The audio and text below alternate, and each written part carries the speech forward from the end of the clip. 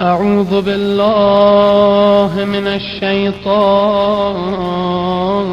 الرجيم. بسم الله الرحمن الرحيم. اللهم إني أسألك وأتوجه إليك بنبيك نبي الرحمة محمد صلى الله عليه وآله.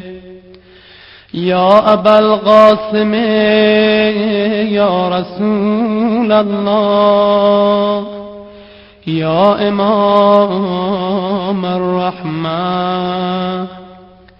يا سيدنا ومولانا،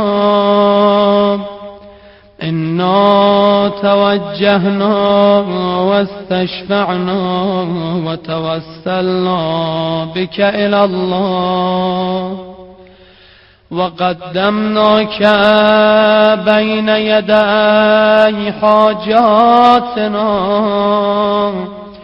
يا وجيها عند الله، اشفع لنا عند الله.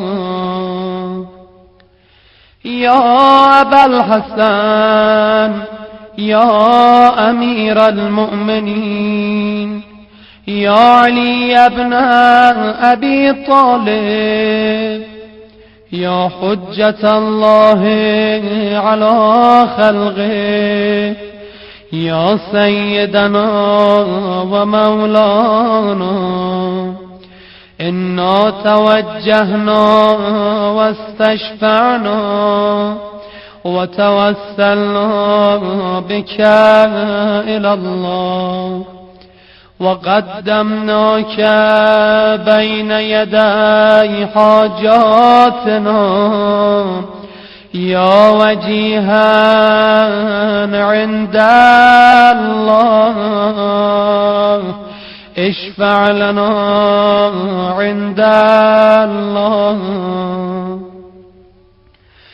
يا فاطمة الزهراء يا بنت محمد، يا قرة عين الرسول، يا سيدتنا ومولاتنا، إنا توجهنا واستشفعنا وتوسلنا بك إلى الله، وقدمناك بين يدي حاجاتنا يا وجيهة عند الله، اشفعي لنا عند الله.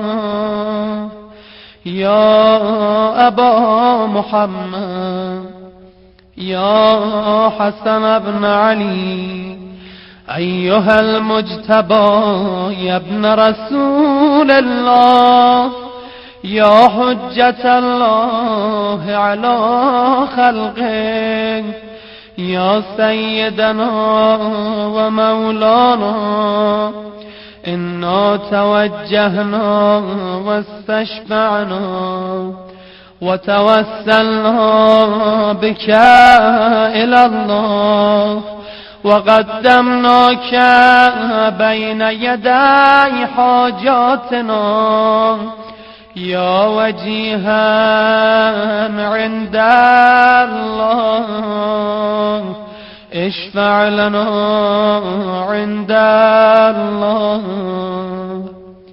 يا أبا عبد الله يا حسين بن علي، أيها الشهيد يا ابن رسول الله، يا حجة الله